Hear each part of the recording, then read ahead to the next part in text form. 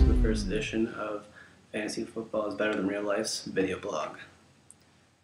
Today I want to talk about Brandon Marshall's contract with the Bears, coming through via trade from the Miami Dolphins. Talk a little bit about Mario Williams and Devin Hester's contract with the Bears. Alright, first off, yesterday was awesome. At 3 o'clock, I've never been happier as a Bears fan than I was at 3 p.m. seeing Jay Glazer's tweet that he's coming to the Bears to only 2 third draft picks. Amazing. He's the best available receiver that was out there in my mind. I didn't even know that he was out there in the first place, to be honest with you. But Vincent Jackson was going to cost a boatloads of money, which was shown yesterday when he got $55 million from the Buccaneers. He's definitely number one wide receiver, but he is not worth that kind of money. In his 5-year deal, he's getting paid more guaranteed money than Arian Foster is in his 5-year deal he just signed with the Texans, which is ridiculous. And Cutler says not to worry about Brandon Marshall's incident yesterday after the news broke last night from Adam Schefter and Jay Glazer in the New York Post about Brandon Marshall supposedly punching a woman in the face at a New York City club. So if Cutler says not to worry about it, I'm going to have to take his word. I do agree with him that Emery would not have made this much of a commitment. Although it was only 2 third-round draft picks, I don't think Emery would give him that if it was really this serious. Last time Jay Cutler had Brandon Marshall on his team, he made the Pro Bowl. So I'm hoping Jay Cutler can put those kind of numbers up the way he did before. The Bears haven't had a 1,000-yard receiver since Marty Booker. I think the Bears got something pretty good here. I mean, if worse comes to worse, Brandon Marshall is suspended for, let's say, 6 games. Last time he was suspended for domestic violence abuse, it was 3 games, but it got reduced to 1. So let's, just for the heck of it, say it's a 6-game suspension. I'll take Brandon Marshall for 10 games for 2 third-round draft picks. It's not that bad. Championships are not won in the first 6 weeks of the season. Having the last 10 games of the season to play with a team that's still more than enough to get a good thing going on with Jay Cutler and the rest of the receivers for going into the playoffs. So I'm not too worried about that. And Jay Cutler was on the Waddle and Sylvie ESPN show this morning saying about how he was in contact with Eddie Royal yesterday, and that the reports about him signing with the Washington Redskins were false. So that's great news.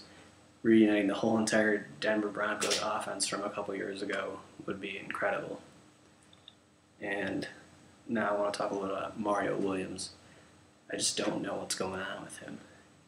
That did not surprise me too much when he went on the jet to go to the Bills, because obviously the Bills had the most, or one of the most, cap rooms coming into this offseason, so they're probably going to throw boatloads of money at Mario Williams.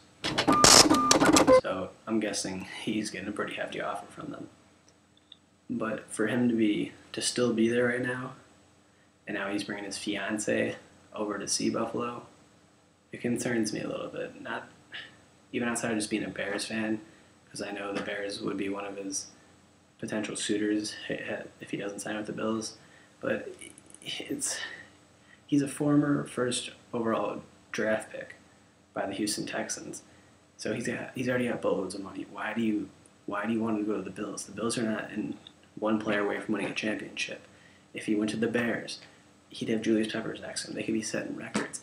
They could be going to the Pro Bowl together. They could do something so great together. I just can't even. It just blows my mind. He wouldn't explore more teams. Now there are reports earlier that he was, but that's before reports about his fiance coming to Buffalo. So I really hope that he at least does some more research. I would have more respect for him if he goes back to Houston than if he signs to the Bills. Even if it's not with the Bears, it shouldn't come down to just dollar amounts. It should come down to winning and who gives them the best chance to win a Super Bowl, not just playing for a lot of money. That just concerns me. Third, I want to talk about Devin Hester's contract. According to ESPN's NFC North blogger Kevin Cipher, I think is how you pronounce it.